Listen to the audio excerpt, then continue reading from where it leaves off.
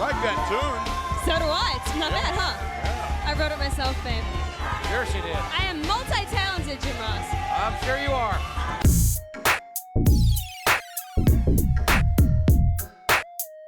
What is up, everybody? Last week here on the channel, you might have seen my best Survivor Series moments countdown. And keeping with that theme, talking about the historic pay-per-view, we're looking at a classic series show right here. Now, last time we looked at the year 1996, went back into the Wayback Machine, we were looking at WCW, Fall Brawl. The NWO was taking over, winning handily in War Games after getting their own version of Sting. So let's cross the other side of the river and go a little further down the timeline to November and see what the World Wrestling Federation is doing. They are back on their hallowed ground, their home turf of Madison Square Garden. We're talking about the 1996 Survivor Series from November 17th at MSG in New York City. This show was nominated by Cheng Lor, Alexi Wasson, and Chris Breezy over at patreon.com/wrestlingwithregret. 18,647 folks. It's a near sellout in MSG. Still the second highest grossing event in North America that year for the company. 260,000 pay-per-view buys. Vince McMahon, Jim Ross, and Jerry Lawler on commentary here. Of course, the New York theme and aesthetic very present throughout this whole thing, especially the hype package that opens up. I've said it before and I'll say it again. I always love this setup for Madison Square Garden shows, how it's aligned differently, so the set is on the hard cam side. It's very unique. It's distinct. No other venue has that kind of setup when they go on TV, and it's kind of an old school feel about that, but I love that they don't know what to do with the set all night, because you will see those doors just open and close arbitrarily. Who's that coming out? Oh, it's just some guy in a suit, and these the security guys there. It never looks good like as the show goes on, but just the idea of that set being there is really cool. If only they could just keep the riffraff from like getting involved in being in the shot. Also, the Karate Fighters toys are the sponsor, and all throughout TV for weeks you saw that tournament playing out. You know, watching the TV in preparation for this show, it was actually pretty entertaining the way they were kind of able to take this commercial and turn it into this kind of, you know, battles versus characters on TV you normally wouldn't see interact just in a wrestling capacity, or at least not this way. So it needs to be brought back in some form today is all I'm saying. At the show's official beginning, you get a Survivor Series matchup here as the tag team champions, the British Bulldog and Owen Hart, teaming up with the New Rockers as they take on the Godwinns and the debuting Doug Furnas and Phil LaFon, the former Can-Am Express. Big in Japan. They're making their WWF debuts here. Tell you what, I could not stop laughing at. First of all, the New Rockers being kind of heels is a weird vibe to begin with, but also seeing Marty Jannetty trying to dance to Rule Britannia, Bulldog's theme, as he's making his way to the ring. I will never get that image out of my head. Starting with Party Marty and Phil LaFon. Nice wrestling by LaFon in the early going. Jim Ross, by the way, I forgot to mention, he is a heel at this point because he did bring back the fake Razor Ramon and the fake Diesel, who you will be seeing tonight. But here on commentary, he's still very much like heel aligned, much more snarky just in general, kind of shits on everyone regardless of if they're face or heel, just like whatever is kind of like, you know, got him upset that particular evening. It's kind of inconsistent on this show, but he really piles it on here early on with the New Rockers, calling them geeks. You know, if Marty could quit being a geek, why not be more successful? A lot of spit play involving the Godwinns as usual. We have Phineas catching his spit, running it through his hair. Al Snow spitting on Phineas as well. It's too bad the Headbangers haven't debuted yet so they can join in on the fun. Jannetty is back in and has clearly injured his foot at this point. He's chipped a bone and has also sprained his ankle evidently. Still tries to run the ropes and that does not go well. Henry tagged in now. JR calls him Hank. Marty trying his damnedest to carry through with the spots as he's hit with a slop drop. He's the first to go. Henry is eliminated right after by Owen. A blind tag to Bulldog and a power slam to Phineas. Now he is gone. Furnas comes in, hits a big high drop kick, but the Bulldog doesn't bump for it for some reason. They just keep on moving. Furnas looking good against Leaf Cassidy, the future Al Snow. Jim Ross may be the heel, but he brings up a great point. Why do we have two referees in these matches if the outside referee isn't doing anything about these 2-on-1 attacks? Harvey Whippleman is just the outside ref for these Survivor Series matchups, but he is so incapable and so useless. Like, why do we have him there? Am I the only one thinking here? LaFon comes in, hits a top rope reverse suplex on Cassidy, which makes the crowd just go nuts. The future Frosty James is gone. Owen and Phil with some back and forth. The Bulldog comes in, takes LaFon to Dick Kick City in full view of the referee who just lets it go. Furnas with a nice sunset flip on Bulldog and the pin. One half of the tag champs is out. It's down to Hart versus both Furnas and LaFon. He gets the sharpshooter on Phil, but Owen releases the hold. A big kick by LaFon, who is referred to by Vince on commentary as French. Not French-Canadian, just French here. Someone let me know in the comments section. If you are French-Canadian, are you also, can you just be categorized as simply French? Furnas is tagged in as a big house of fire. Look at that belly-to-belly followed by a huge-ass German suplex. The cover and the win by Furnas and LaFon. I'm going to give it 3 stars out of 5, not including the pre-show, which I didn't watch. This is the best Survivor Series match of the whole evening. I think this is a great showcase for Furnas and LaFon and their big debut. The crowd was definitely into what they were doing. Their style of wrestling, certainly very different from a lot of the other tag teams in the WWF at that time. And I think that was kind of a refreshing, change of pace. It's unfortunate that, Furnas and LaFon don't really find the kind of success in the Federation that they do earlier in Japan. We do see them leave the company the following year and go to ECW for a bit after that, but at the time this was a really strong debut. Kevin Kelly down in the boiler room with Mankind and Paul Bearer. Paul does not like the idea of going into a cage,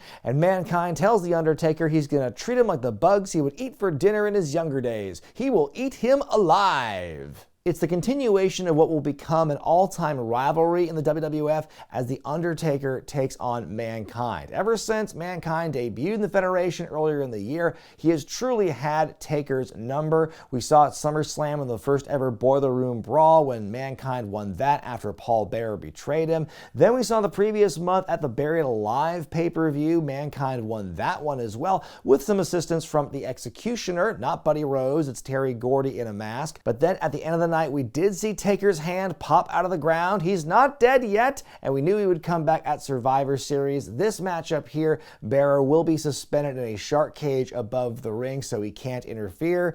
So we have been told. And if Taker wins this matchup, he will get 5 minutes alone with Bear afterward. Look, up in the sky. Na, dead man. Oh my God. We have Bat Taker flying in to Madison Square Garden. This is, one of his less beloved looks. And I am going to join that side of people who say this was cheesy as hell. I thought it was very, Taker he's done ghostly things, he's done devil things, but a bat? Undertaker, bat, that's a connection, that's a bridge too far for me, is all I'm saying. He also debuts what I would call a very prototypical Damian Priest look here. He's got this all-leather outfit with the straps and whatnot. It's a look that would later evolve into what I thought was a much more superior design, but this was Taker's new look after having been buried alive here. Also the debut of his new prison tattoo he sports for a while. Bearer suspended up in the cage, looking mighty scared as this match begins. It actually has a fair use of fundamentals early on.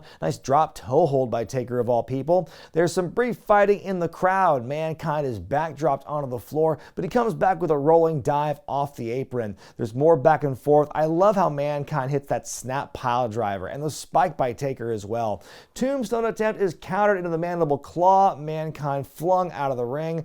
Taker throwing his opponent into the steps and slamming Mankind's handkind repeatedly into them.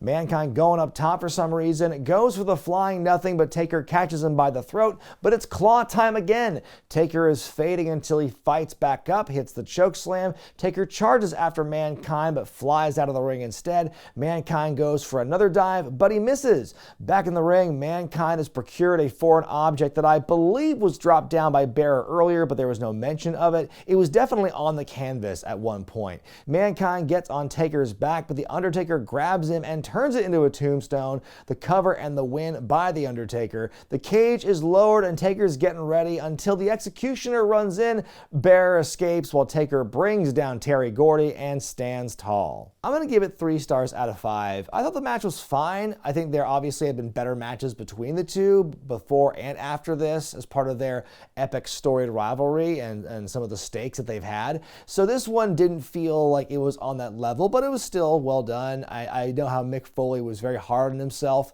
when when he wrote in his first book about this match. He felt that he really underperformed for his big Madison Square Garden performance, but I thought it was fine. But I have to admit, I did deduct a couple of points for the batsuit Taker flew in on, and also the bait and switch with Paul Bearer at the end. He didn't get the full 5 minutes, did the Undertaker. And as far as Terry Gordy as the executioner goes, it's too bad that, he apparently was not in a good place. He was signed on as kind of a favor to Michael Hayes, what it sounds like. But yeah, the executioner, short-lived gimmick, did not last much longer after this. So yeah, not too much more story with he and Mankind. We get a shot of Furnas and LaFon in the web zone, and here comes Sonny to join commentary. I know you want me to surrender my car keys and go to jail. Doc Hendricks backstage with Hunter Hearst Helmsley, Goldust, Crush, and Jerry Lawler. Hey, Mark Henry's injured now. It's going to be 4-on-3. What do you say, baddies? They say they have it in the bag. Goldust only has enough time to bust out his catchphrase before they go to the ring. More Survivor Series action up next as Lawler, Crush, Goldust, and Hunter Hearst Helmsley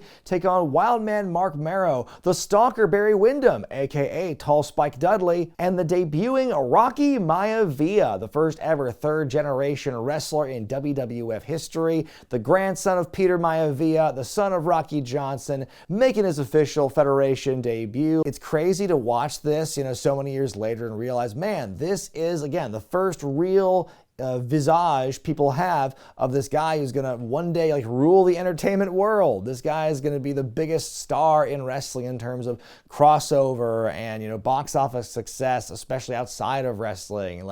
That's where it all begins, man. The humble beginnings of Dwayne Johnson, starting out here with that fuzzy hair and the island getup and not knowing where the hard cam is, apparently. So Mark Henry, the rookie who had his first WWF match back in September, he was supposed to be in this matchup, but apparently while training he was running the ropes and broke his leg, so he would be out for a while. Not in this matchup here. Mero has the microphone and saying he has a fourth man after all, and he's had a revelation. It's Jacob the Snake Up Roberts. By the way, Mero was the Intercontinental Champion shortly before this pay-per-view. He had lost it to Hunter Hearst Helmsley in kind of controversial fashion. It was supposed to be Helmsley versus a returning Mr. Perfect, but then you saw backstage Helmsley attacked Mr. Perfect, hurt his leg, and so Perfect says, Mero, you should go face Triple H instead and also put your championship on the line, and then it turns into a betrayal. Mr. Perfect is fine and becomes Helmsley's new manager to help him win the championship, but then right after that, Perfect is gone. He walks out of the company because while he has still, I think he's signed a new WWE deal, but WCW's come in with this better deal, and so Perfect apparently hopped on that one.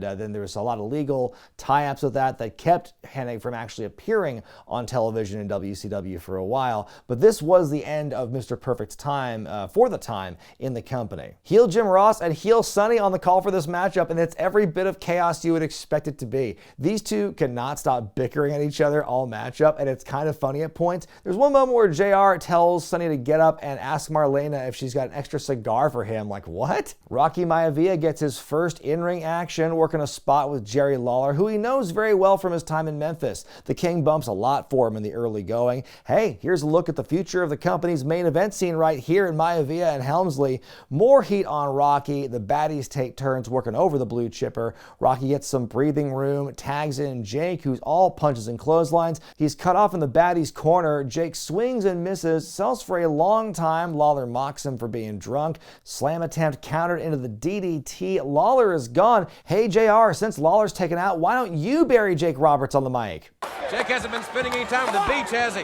Goldust hits Stalker with a curtain call, and Windham is out. Mero becomes the next man to get worked over by the heel team. What is the point of Whippleman as the outside referee? Hunter fighting the sunset flip for the longest time, which is pretty hilarious. Mero hitting a moonsault off the top and pins Helmsley to eliminate him.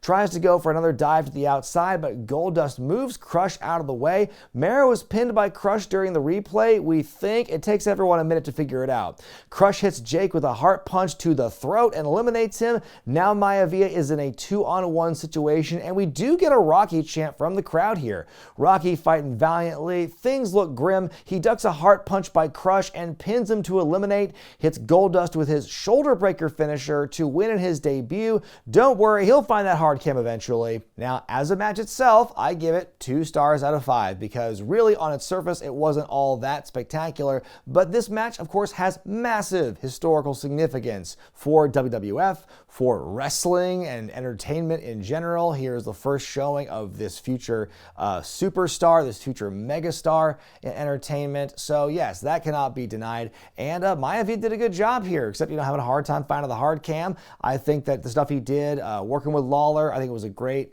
showing for him to show off what he could do. And by that point at the end, when it was 2-on-1, the fans were on his side. This very hard to impress New York audience was already won over by Maivia in the early going. So at that point, you could definitely call it an early success. Would have been nice to see what rookie Mark Henry could have done in this thing though. On paper, this match is being billed as an instant classic, and it certainly becomes one. It's a rivalry match months in the making as Stone Cold Steve Austin takes on the returning Bret the Hitman Hart.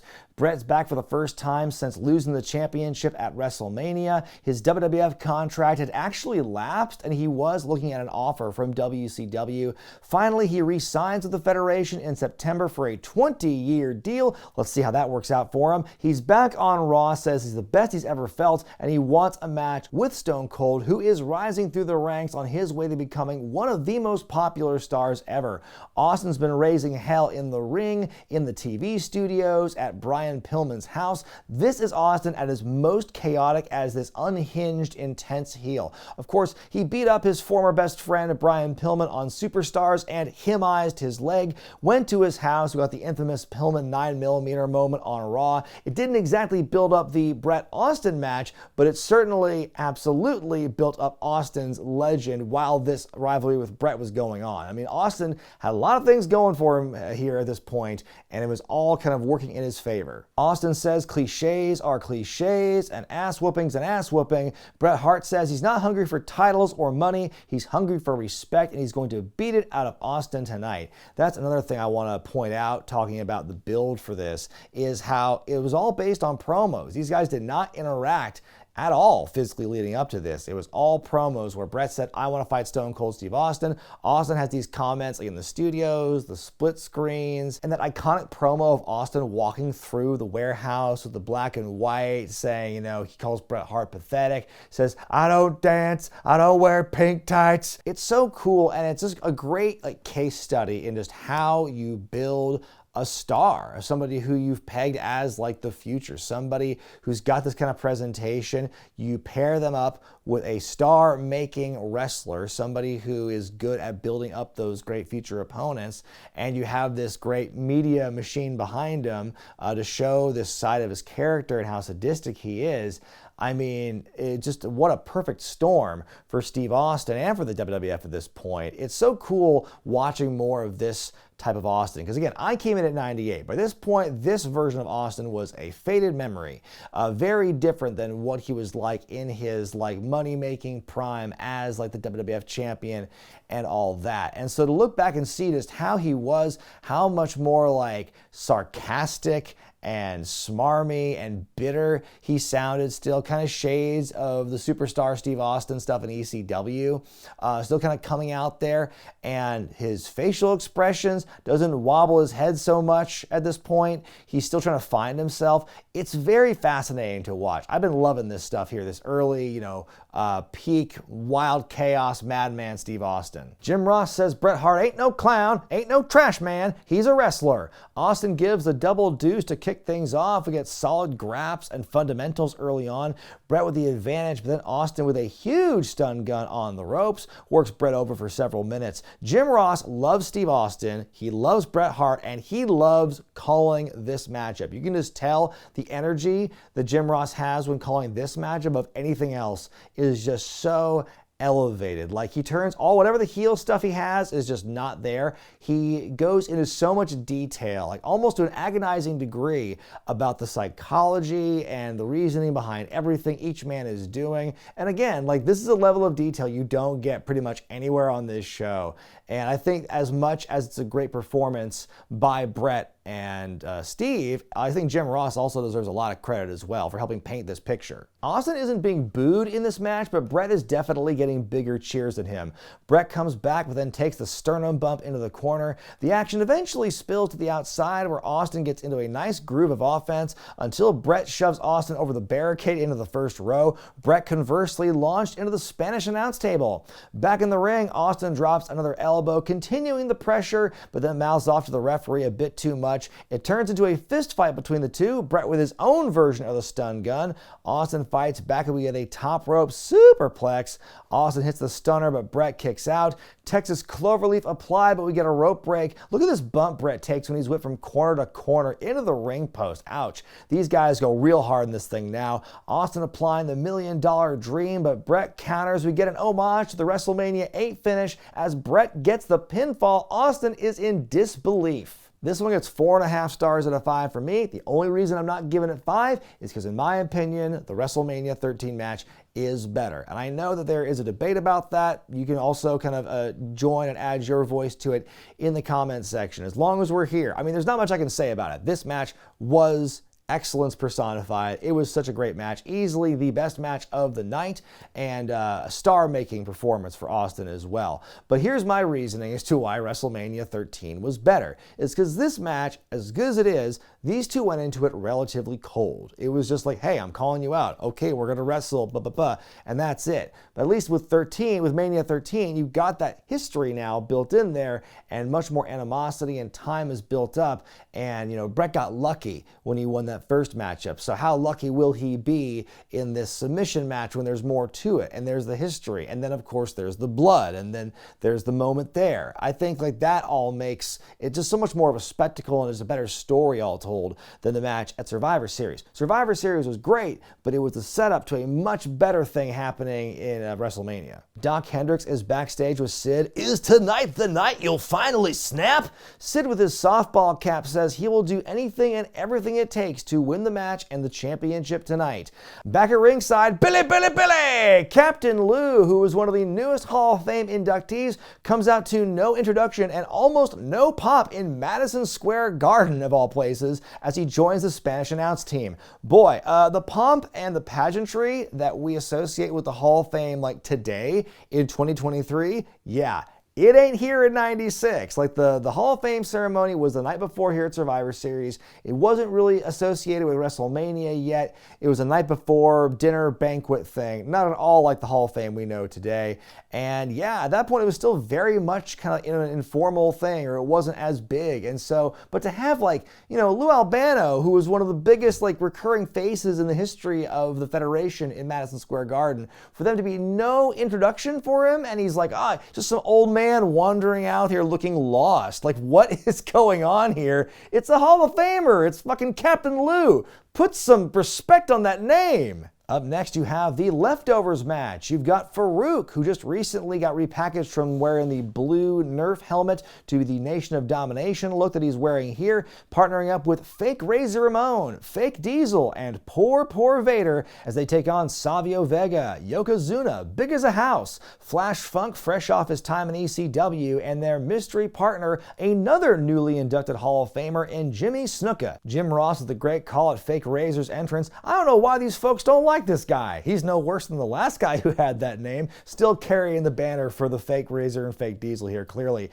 Jim Cornette, who has joined commentary, is apoplectic at the announcement of the 53-year-old Snuka as one of their opponents. Starting with Flash Funk and Vader, Flash the big top rope moonsault to the floor onto the big man. Yokozuna just walks into the ring and slams Vader despite not being the legal man. A lot of folks tagging in and out. Fake Razor hitting his follow-away slam. Fake Diesel with a two-handed choke slam. Jim Cornette just yells, "I'm I'm so excited, I think I'm having a stroke. Superfly comes in with a hot tag, even manages to body slam Vader for Pete's sake. Fake Diesel with a jackknife of sorts to Savio, and Vega is out. Jimmy hits the Superfly splash on Fake Razor like he did in the old days in the same building. Suddenly Diesel hits Snuka with a chair, things get chaotic, and the referees just throw the match out. I'll give it 1 star out of 5. You know, it was a nice moment for Flash Funk, who definitely made the most of his time in this matchup, and it was a nice moment for Snuka, again, kind of relive that moment of the Madison Square Garden and the splash off the top. But besides that, this was a garbage match featuring a bunch of people who had nothing else going on, but we had to fill time somewhere. By the way, this was Yokozuna's last WWF match. He would be taken off the road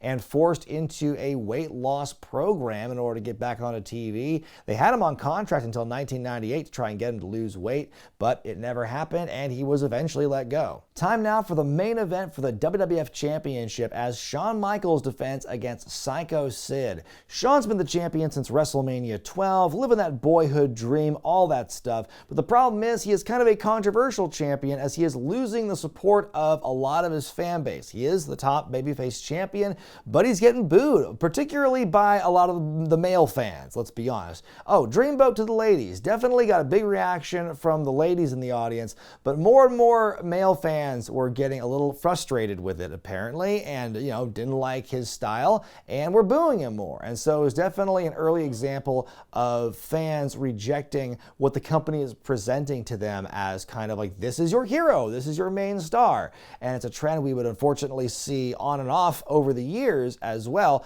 but this is one of those earlier examples of it happening. Now, meanwhile with Sid, he came back into the company recently as a last-minute replacement for the Ultimate Warrior as that run was coming to a close. The last time these two had interacted basically was when Sid turned on Shawn the day after WrestleMania 11, but that's all forgotten. They're buds again, but there exists a rift between them now that Sid has earned a title match that used to be Vader's. The story is this match was supposed to be Vader's. He was supposed to challenge Shawn once again like he had at SummerSlam, but Shawn didn't like working with Vader. He thought that he worked too stiff, and you saw some of that dysfunction play out in their match earlier in the year at SummerSlam. So they had to pick a new opponent. Like I said, Sid had just come back in and was a face here, and so they gave Sid the title match instead. The story is they're supposed to be friends, but in storyline, Sid does not trust Shawn. HBK has accidentally super kicked his friend in the face, and Sid is very close to snapping. Like I said, it began as face versus face, but Sid is being slotted in the heel position here,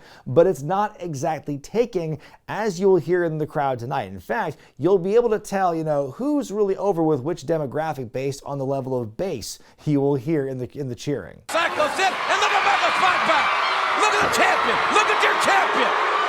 Sid coming out with a lot of crowd support, gets his chance and everything. Sid overpowers Shawn, but HBK staying quick in the early going. He goes after Sid's leg and is getting booed for his offense. The figure 4 is applied by the champion, but Sid is able to reverse it, takes over after pushing Shawn shoulder first into the ring post. Michaels is persistent, he stays in it, skins the cat, then takes a clothesline right back to the outside. Sid drops Shawn onto the barricade, and the champion's in a bad way. Shawn tries to go for a comeback, spits a big old loogie to the fans, dives off the top, but Sid catches him and brings him down. Sid just whomping the heck out of Shawn for a while. Every time Shawn keeps trying to make a comeback, he just gets beheaded or slammed again. Look at this one-arm choke slam by the challenger. Sid suddenly grabs a ringside camera from the cameraman. He winds up, turns around, and hits old sweat sock Jose Lothario in the chest. Ball!